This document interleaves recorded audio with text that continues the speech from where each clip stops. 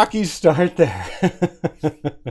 Gotta hit that like, gotta hit that button. And I wasn't sure if trying out a few new auto settings, and I panicked. I won't lie to you guys. I panicked a little bit there, and didn't think it started to started the live stream during the intro.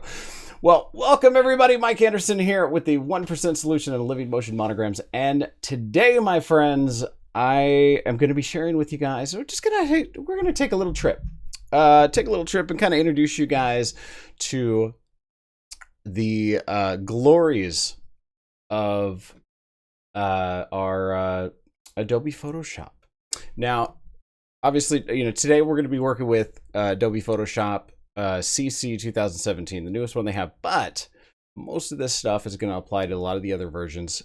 But don't worry, because I'm going to be doing other tutorials, which I will upload here hopefully soon, that will entail and show you guys some of the differences in the different versions as well. So my hope is that I'm going to have different tutorials, just at least as far as introductions, to show you guys how and where the different tools are when it comes to the different versions of Photoshop, because they are subtly different, but most of what we talk about usually kind of comes into play and is roughly the same. So I hope it helps everybody there. So to kind of get us started here, this is basically this video is going to be for kind of the brand new beginners who have just really haven't had a chance to use Photoshop before.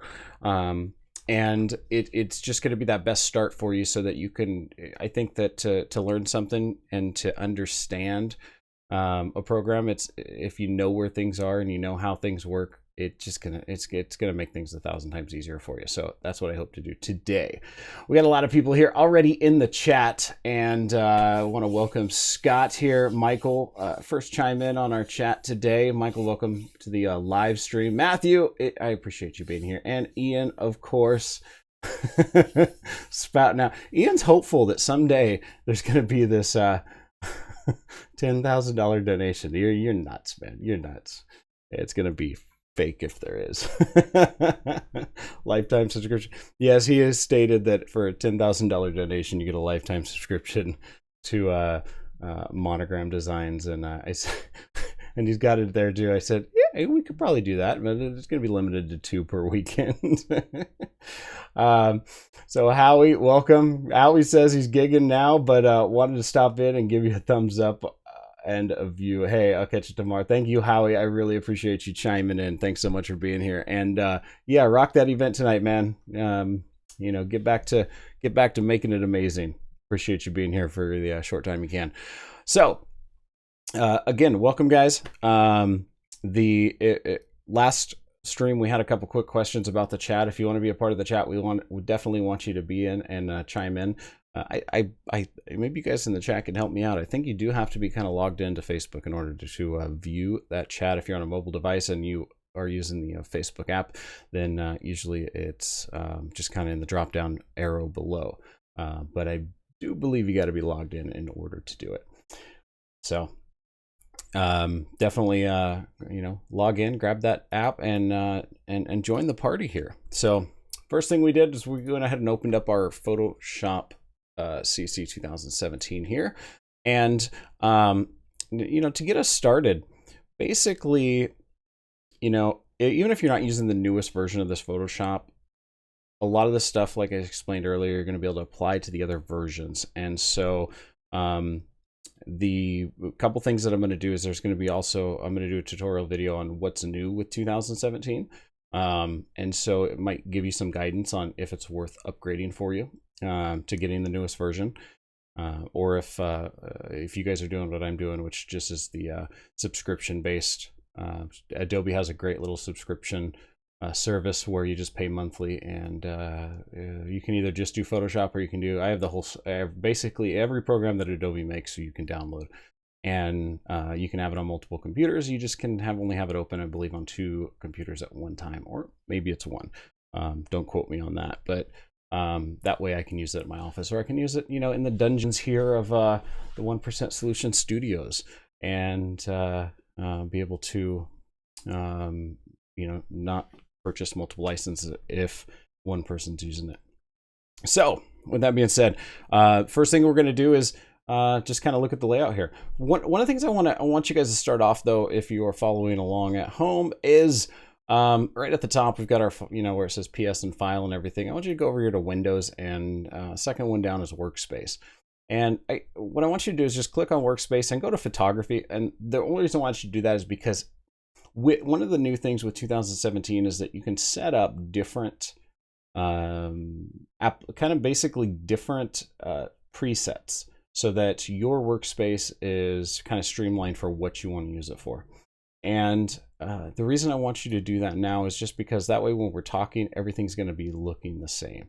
If we go to graphics and web, it's just going to change the tools a little bit, what you're going to view. You can, a really cool thing though is that you can also be able to create your own. And so if you want to create your own workspace and have the tools that you mostly use for, say, like, you know, designing monograms or doing photographs and stuff, then you can go ahead and design that, and that'll be saved for another live stream here, for another tutorial video that we'll get to here soon. But so if we're all on the photography, then at least we know we are all looking at the same thing. So we're going to go ahead and start at the top here under File. The very top is going to be a lot of our options, stuff we're going to be working with during no matter what file is going to be open. And so we're going to go over here, and obviously under File we've got New, Open, Browse and Bridge. And Bridge is another program from Adobe where you can connect files with different applications that they have. We won't go into that today. It's a whole nother one. And then we've got some of the other options here, as well as like exporting. But let's go ahead and click on New.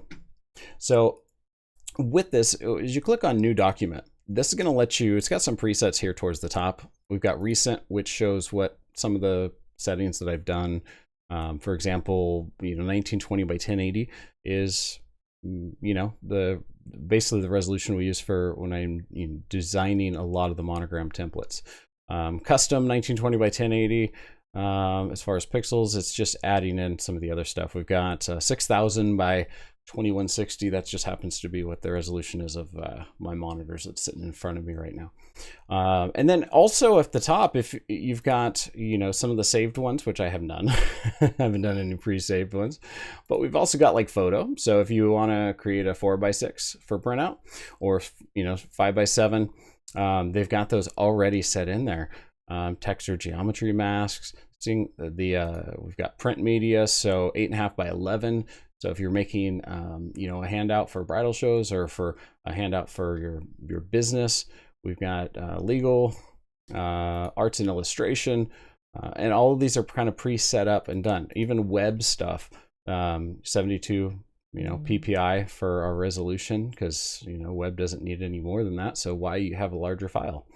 And even mobile. So if you're creating something for they've got the presets in here for iPad, the resolutions for all of that, film, video, and you can also create some other templates. So if we went to like web, they've got stuff on here for laptop workspaces, different mockups, the social media layouts that you can download. And it'll have, if you're looking for like the header for Facebook and stuff, it's got those presets in there. Now if you want to create something custom, let's say we go to even Recent, and we've got our 1920 by 1080 here. We can go off to the right side here, and I saved my first preset for you guys here in the live stream. So if we want to do a monogram template, we can name it. We've got our off to the right side here, we can select our choices between pixels or inches, millimeters, points, picas. You'll have to do a search on what that is. And then, so we're going to be working in pixels here, and then orientation as well. So this allows us to go vertical or horizontal or vertical here. Resolution, we're going to be designing 300. and RGB color. If you select one of the other ones, which is, we've got grayscale, CMYK. If you select CMYK, really there's no benefit to it except that it, in that color mode, it does not allow you to save as PNG files if you happen to be doing that for some of your artwork. So you can, there's a way to switch it while designing, but it does alter the color just a hair. So we got RGB as our color, and you can also select what background. We usually want a black background, but you can select a background color or white as well. So we just created our first little monogram template, and we can hit save. And save document presets.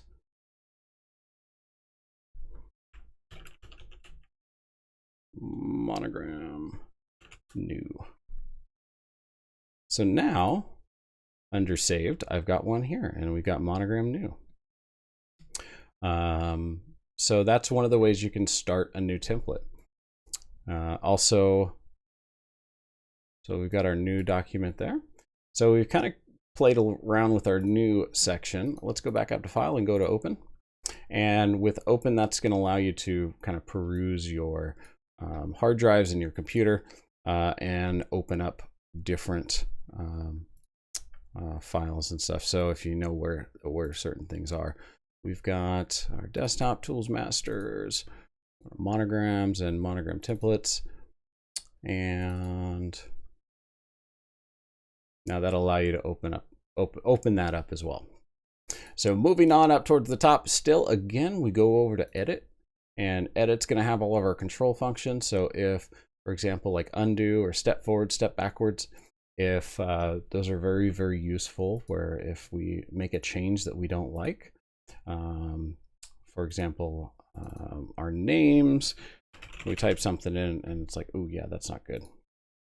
We can always go back up to edit and hit undo, and it will go back to the last one we had.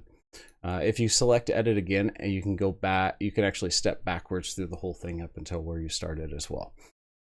We've got our cut, copy, paste functions here as well. As you go through and create, you've also got check spelling. Now to use check spelling, one of the things is you can't be, if I'm in, say, typing here, and we've got William there, and I go to edit and check spelling, they fixed that. All right, nice little fix on the glitch there. Usually you would have to come up and select our move tool here in order to have it check the whole document. So they fixed that as well. In the older versions, you may have to select, go up here to the corner and select the move tool. This also has some of the other edits. When you think of edit, just think of that some of the stuff, you're going to be editing on the file itself. So free transform, transforming, some of the different brush defines, and our presets and everything as well, toolbars and preferences. Preferences is, going to be an important one, where if we go to general, this is there's just a lot of things that you can set up. So interface itself, if you want it to look a little bit different, we want it to be white, whatever your preferences are, kind of like the darker colors. Our highlight colors, we got default and blue there, but also standard screen. These are just kind of more preferences of what you want it to look like as you're working in the space. We've also got our workspace, auto show and hide panels, so you can go through and kind of see what works best for you and what you're going to be doing as well. Let's go ahead and get out of this, hit OK. And then we've also got one of the other ones, which is keyboard shortcuts. So with keyboard shortcuts, this is just kind of a time saver. You can actually either view what some of the shortcuts are for Adobe Photoshop. So for example, like if we want a new, we can hit Control N, or open, Control O, and it'll activate. We know that if we get out of this and hit Control O, that'll bring up our open window to open up another file as well. But this is not only a tool for you to use if you want to create your own shortcuts, But if you wanted to create new ones, you can also do that here as well. Save shortcuts, save as a certain file as well. Let's see here. And then image. So this is where I was talking about. Image is the next one over, third one over, and it's got our color mode there. So our grayscale index is where you can see that we're working in RGB here. And then you've got the other ones as well. So 8-bit RGB is what we're working with pretty much all the time. Remember, with Photoshop, there's a lot of features that are kind of designed, well, for photography. And I just think that it is one of those very, very powerful tools that we can use for, design aspects. Whether it's, I do a lot of like literature in Photoshop as well. This over here in image, we can also control our image size and canvas size. So the difference is canvas size is the overall size that we're working with. So this shows you that this template is in what I call Ultra HD, which is the 3840 by 2160. And that is the overall size of the workspace that we've got. Image size is just a little bit different. That can be say whatever we've got selected is going to pop up here. So it shows us our resolution as well of the image. We're at 100% here. We'll back out.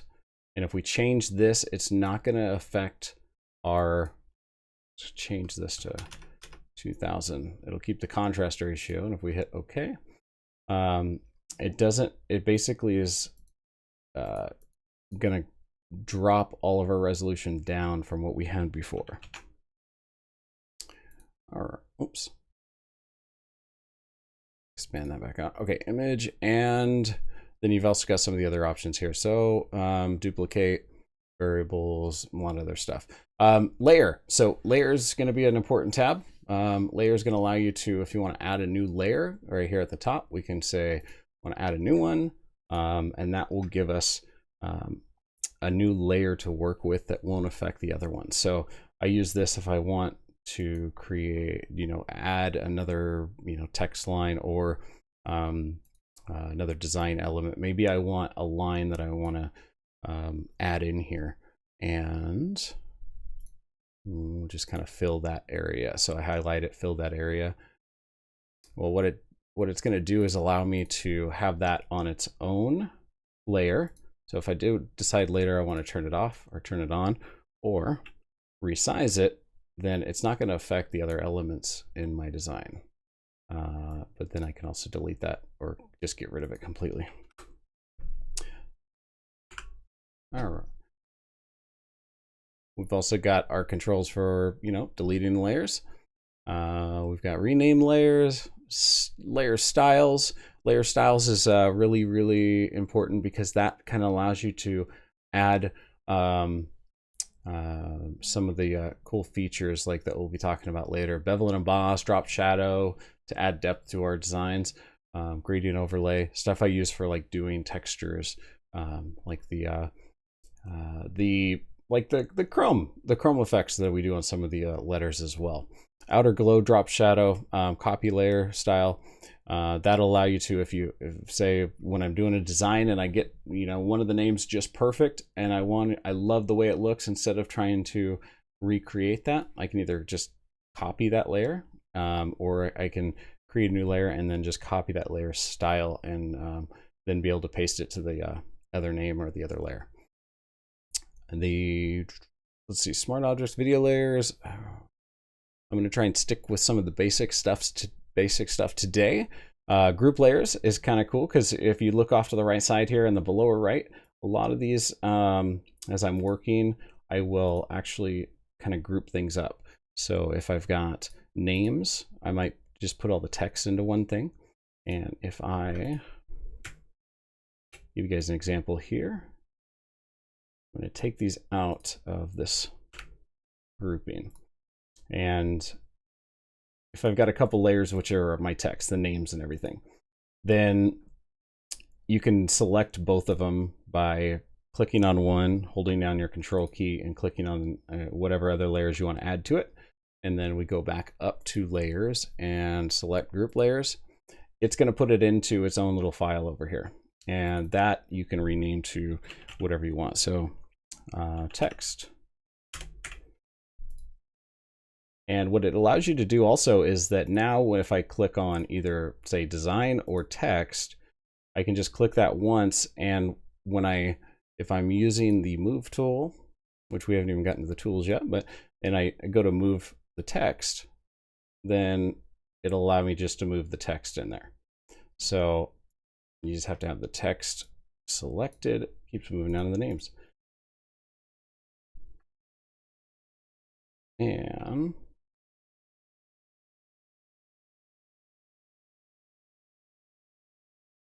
all right.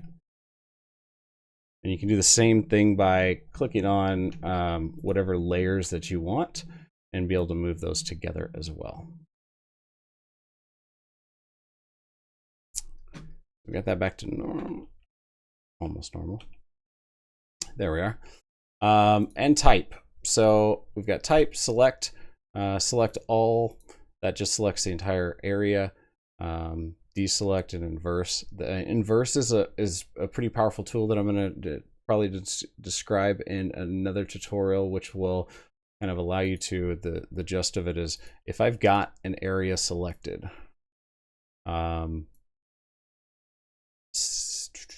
this square here, and I inverse it, what it'll do is actually select everything around that. So it'll leave that alone and then select everything around it. And if I wanted to, I can, hit delete or hit copy and copy those areas. Then we got our filters, just shows the different filters that are available. 3D, that's for if we want to create some more 3D kind of structures on text or images. And then windows. So window is another powerful one where it allows you to arrange the way this is all set up, the way this all looks, what different we've got. You can see 3D, actions, brush, character. So you can actually select what shows up and what doesn't. Like character is something I use a lot, where it allows me to, we'll select the names here, and if I wanted to alter the way that the font itself looks, then I can squish them together. I can spread them out to fill a certain area, make them taller, make them shorter. And so that's one of those tools that I usually always have out. You've got history, so that can show you what edits and changes we've made. And then anything, say like, I don't know, libraries, I don't use that often, so we can take that out of there. Paragraph styles, if we wanted to, to use like force justification, stuff like that. And, tool presets, properties, all those things that, this is where you can design the layout that you want and then be able to go into and save the, your workspace itself. So that when you open up, or you can go back to it the same way as well. You're going to see a lot of the stuff that's in these at the top. You might happen to see at the top, just underneath it at the top. So like 3D, that's the same thing as what we see in as our 3D tab at the very top, but it's just a quick access. We've got, this is our warping text feature. So if I click that, it'll allow you to say, trying to make those that arch effect with the names, then it'll allow you to arch it and then make the adjustments on how much of an arch or which way you want it to go. And help. Help doesn't do much except for check for updates and check your account. So so we've got the very top worked out, and understanding just the flow of the software. And as we go through this, guys, any questions you have, toss it in the chat. Chime in on the chat. Say that you're here. Chasen, thanks so much for joining us. I appreciate you being here. Toss in your questions that you may have regarding Photoshop. And yeah, Scott says he's in Photoshop Elements 14. Not a problem. I know that it's gonna, probably look a little bit different. I'm gonna be doing tutorials on the different ones. One of the big things is like this is again, if you're just joining, this is Photoshop CC 2017. So usually, like when you first install one of the element softwares, it asks you the question like, what's your level of knowledge in Photoshop? And it says like beginner, advanced, expert, and to be honest with you, you probably just always want to select expert, because the beginner one just kind of gives you like presets that can be a little hard to follow along, and especially when you're looking for help, because it hides a lot of stuff just so you don't get confused. But I hope very, very soon I'll get one up for you that has that's in Photoshop Elements, because I have that as well, that will show you how to switch between those different versions. But last time I remember it was something towards the top here in one of the menus that allows you to go into expert.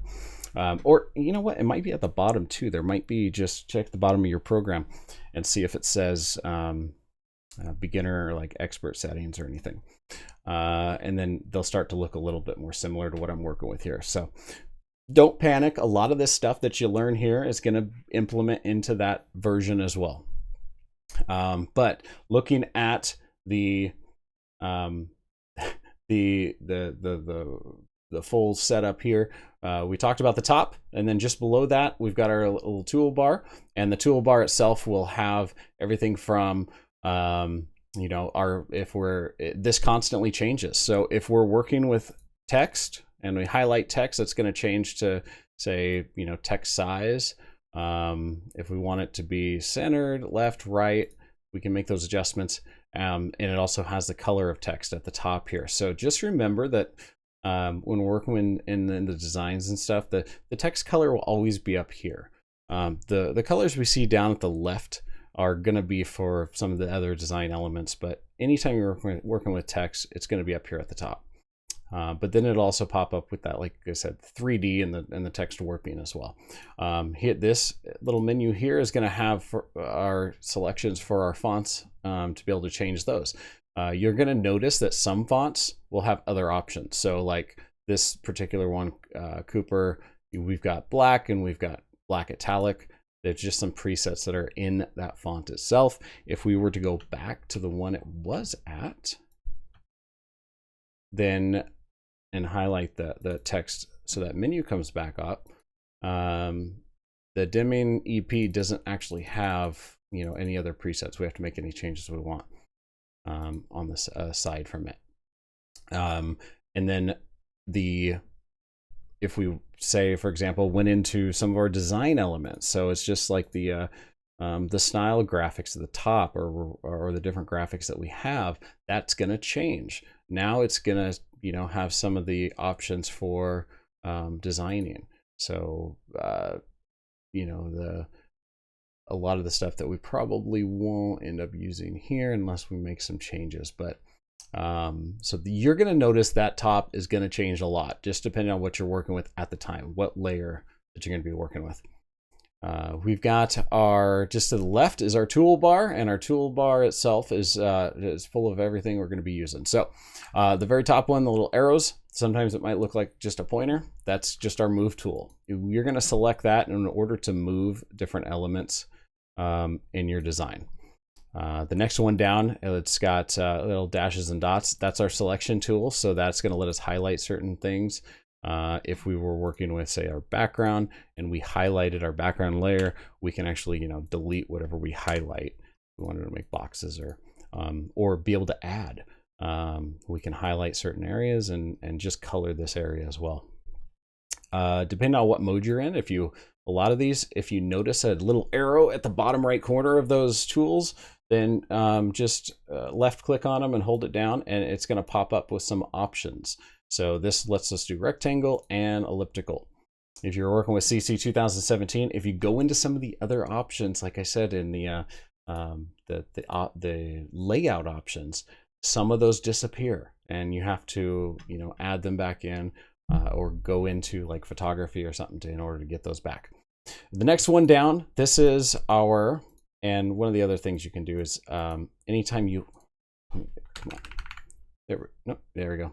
Anytime you hover over one of these, it's going to kind of tell you what it's going to be. So this is our polygonal lasso tool, and we usually have a couple different options here. So you've got lasso, which is going to allow us to kind of create whatever lines we want, and as long as you connect it back, it'll select that area that you draw on. Works really great when you have a stylus, a little harder when you have a mouse.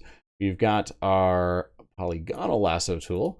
Now this is where we can create very kind of straight lines. If we want to select certain areas, this helps when we want to use like an erase tool or something, or just be able to create straight lines somewhere. And then again, we can delete that area as well.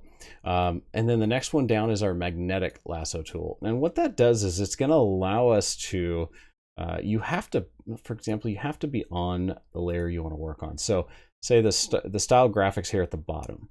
If I started this and got my arrow here and I click it once, then you're going to notice that for the most part is going to start to follow that line.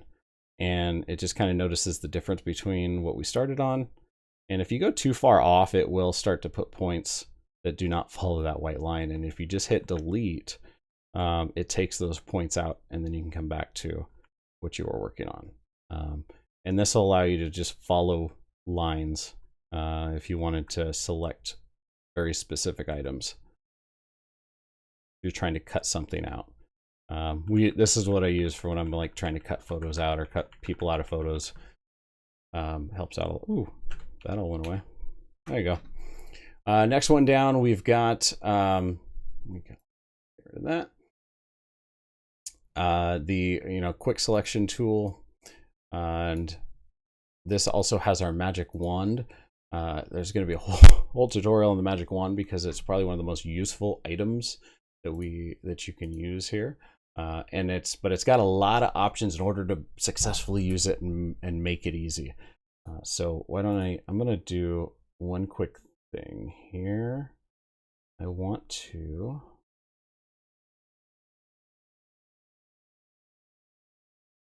add a solid background back in here because,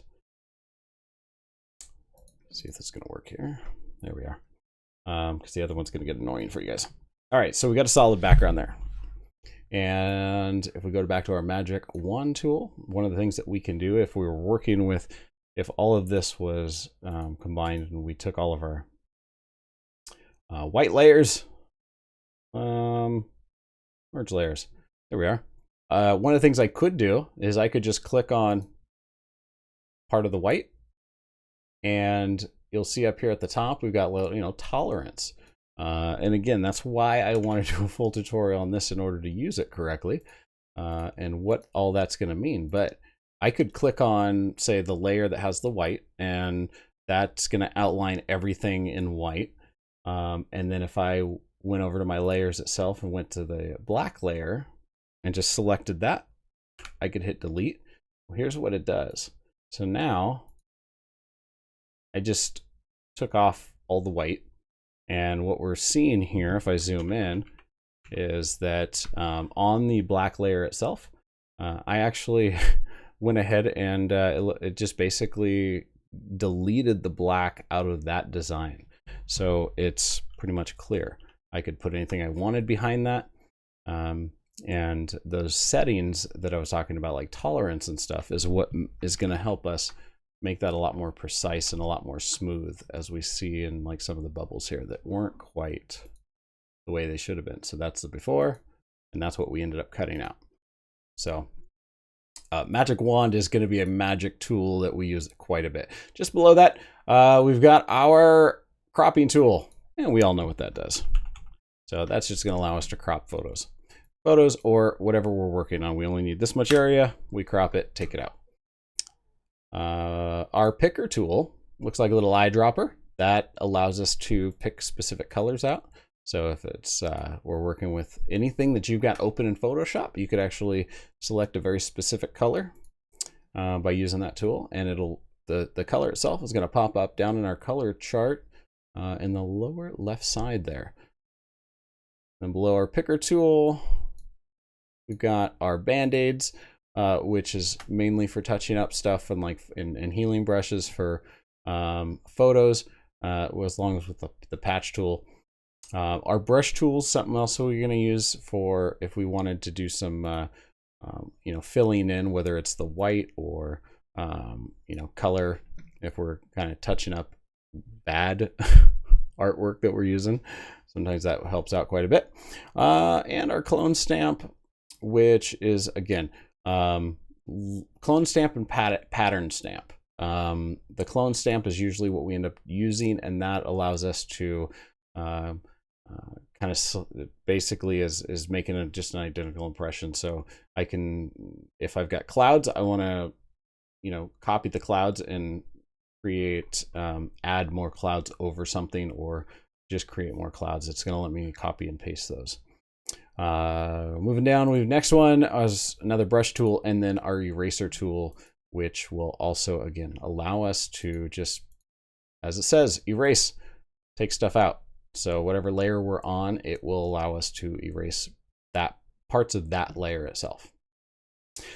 Just below, we've got gradient tool, and that is one of those things where whatever two colors we have set up down here, it's gonna let us create kind of just a gradient pattern of those two colors.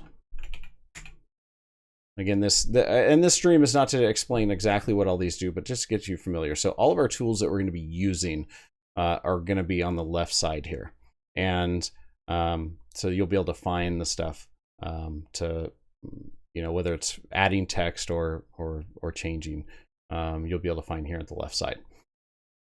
And then as we work on the different tools, we talked about the view or the windows. So with the windows, certain things you're looking for or you want to have visible, you can select them right here under the Windows brush itself.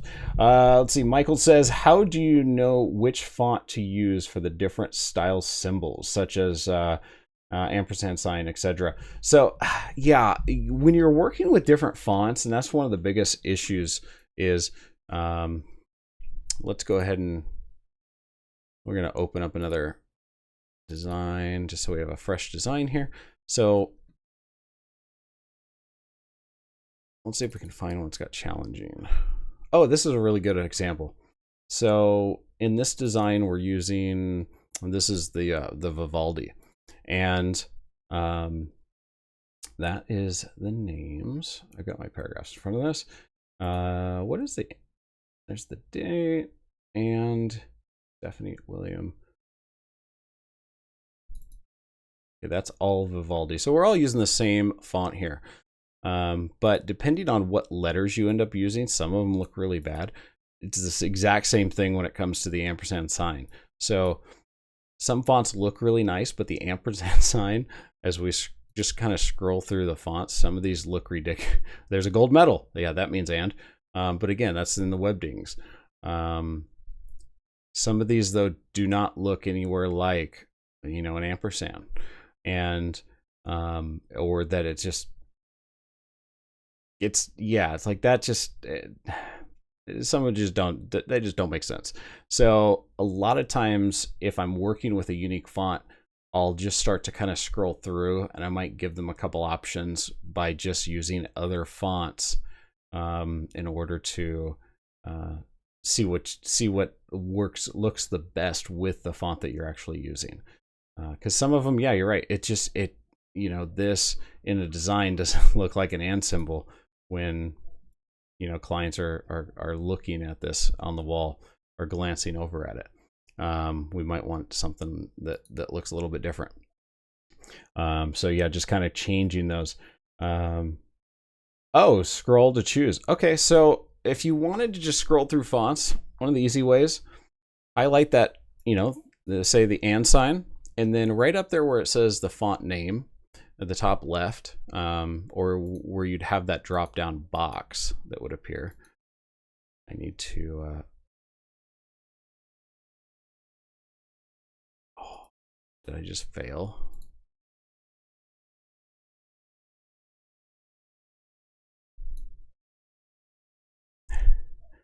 Let's see. I think I might have confused the heck out of this thing. All right. I think my computer's mad at me, guys. Michael, you broke it. How do you find a dot to separate? We'll get into that one in just a second here. So, oh, here we go. Cancel. Now it's finally working again. So what you do in order to scroll through, just highlight that whatever it is that you're working with. And let's do this the easy way. For some reason, probably because I have way too much stuff open, we're going to just kind of start from fresh here. So we're going to open up a file.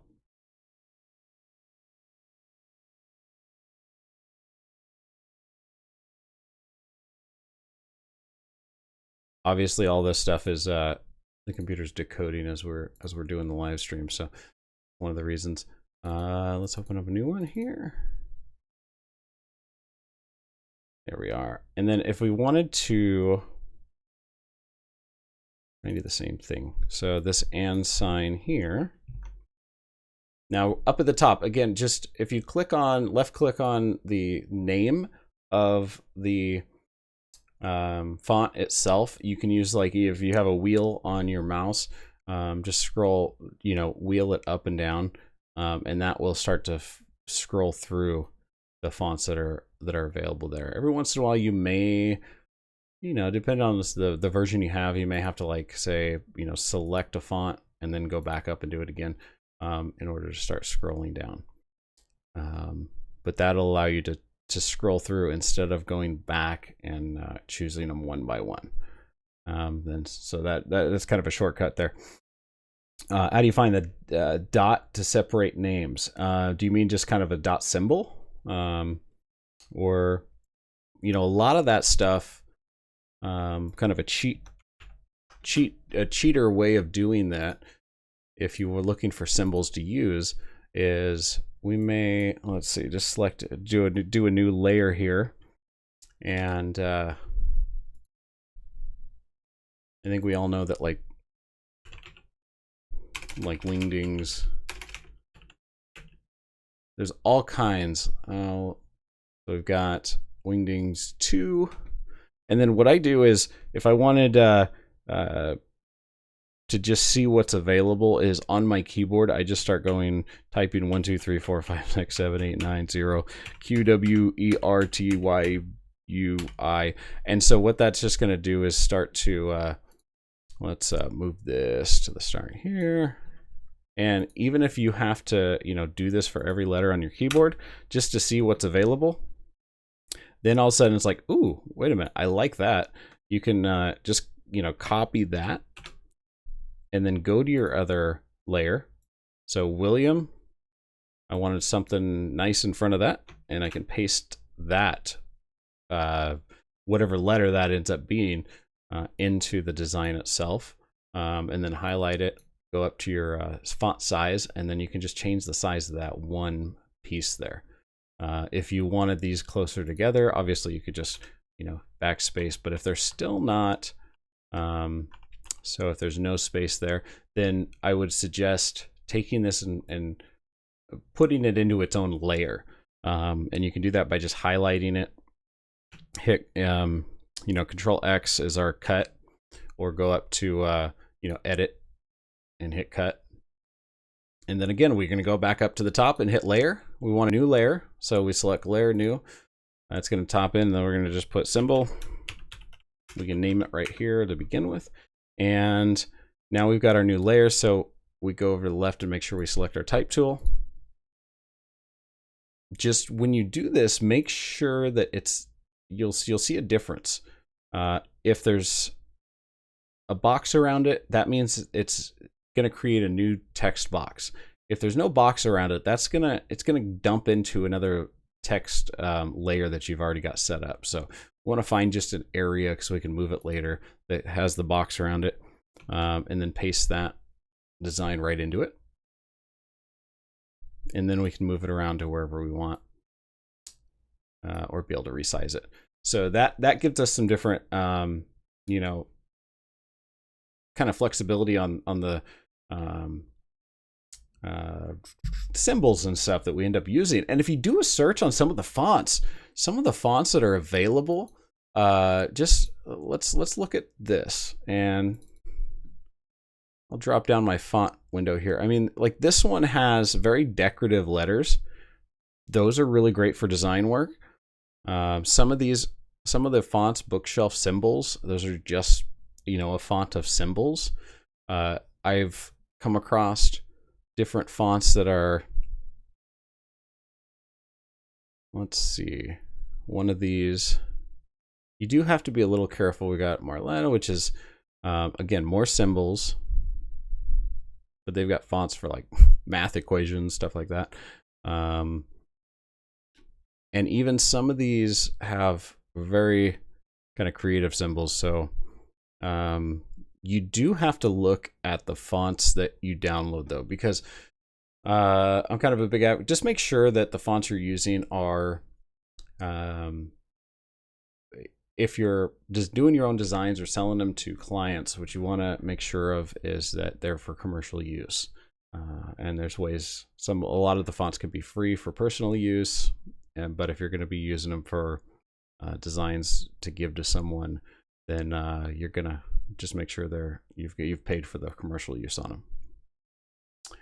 So hopefully that helps you out there. We got our dot question there. Ian says, you know, will the new template be available on? Will this new template be available on livingmotionmonograms.com? Yeah.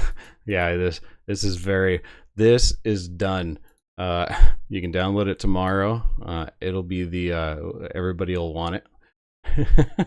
So it was the ugliest design we've ever done. Maybe I'll add in all the little cuts and stuff that we end up using. So, but yeah, toss in, if you guys haven't already, toss in your questions there in Photoshop, because we come to the time where you're just going to kind of answer some final questions. And this is open to anything. We've done the basics that I wanted to do, and if you've got harder questions that you would like answered here on live stream, toss them in there, how to do certain things. Then go ahead and put them in the chat there so we can get those answered as well before we end the stream today. But you know, and what do you guys think? Do you guys like you know, I'm trying some different times for the live stream, but I want to make something most convenient for all of you guys. Seems like this tends to be a little bit more of a popular time, it looks like, but you know, I could be wrong there. But you know, we may keep it jumping around a little bit. We'll still do our live stream on Monday here coming up, and if you've got a topic you want covered, I've got a couple different ideas we might end up doing. How do you select text? So Scott says, how do you select text in one of your monograms? Okay, so the first thing is just make sure you're opening up the Photoshop file. Sometimes I get emails saying we can't edit anything, and it's the most common mistake. It's not hard to make, is because let me open up the folder here. Bring this over for you guys.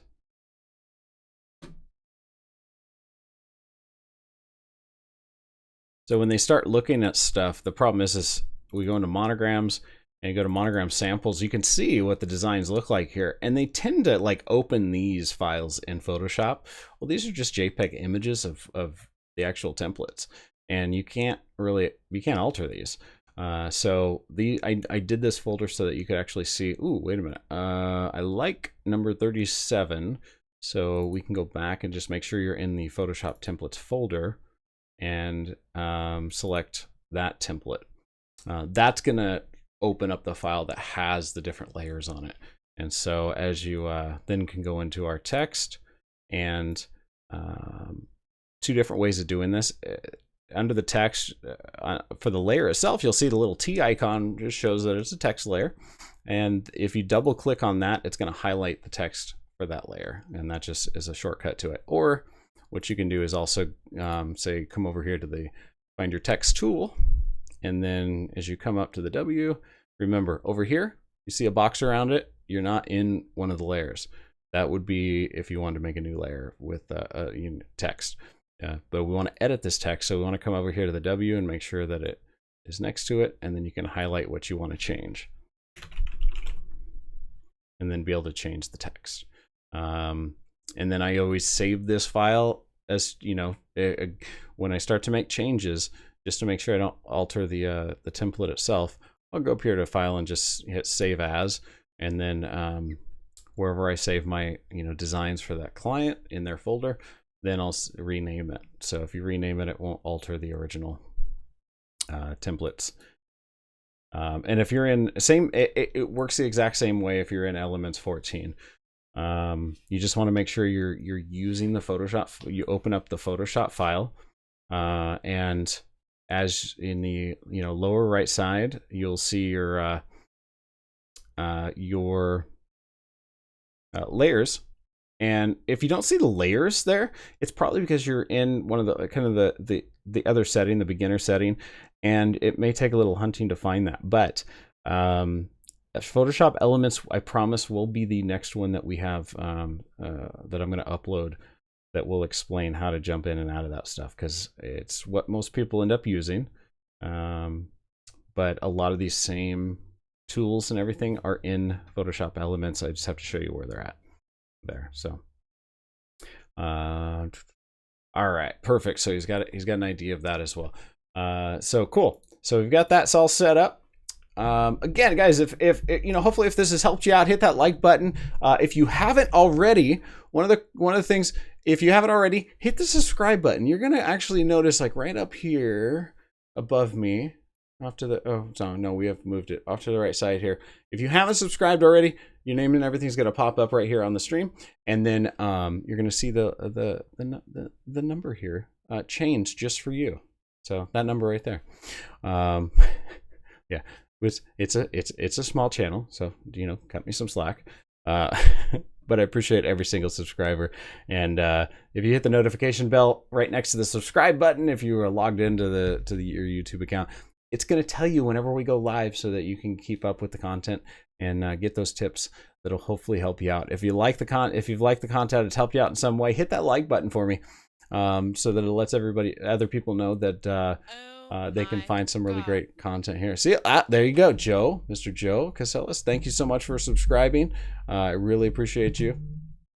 And you get a little zombie walk in your honor on the live stream. So I appreciate that. Again, thank you guys all for being here. I appreciate you guys chiming in on the chat and stuff. If you have any other questions, you can go ahead and leave them in the comment section below. I'm going to answer those as well. And if you got some suggestions, stuff you want to see in the live stream, make sure you take a moment to type in those suggestions in the comment section below, so that I can see those and get those all set up for you. So we'll get them up on a live stream here shortly.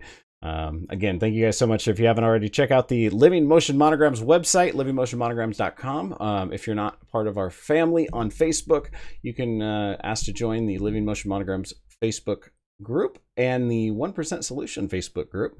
We'll get you approved and start improving what all of us do. We all learn, no matter what level we're at. You know, we're all going to continue to learn and get better at what we do.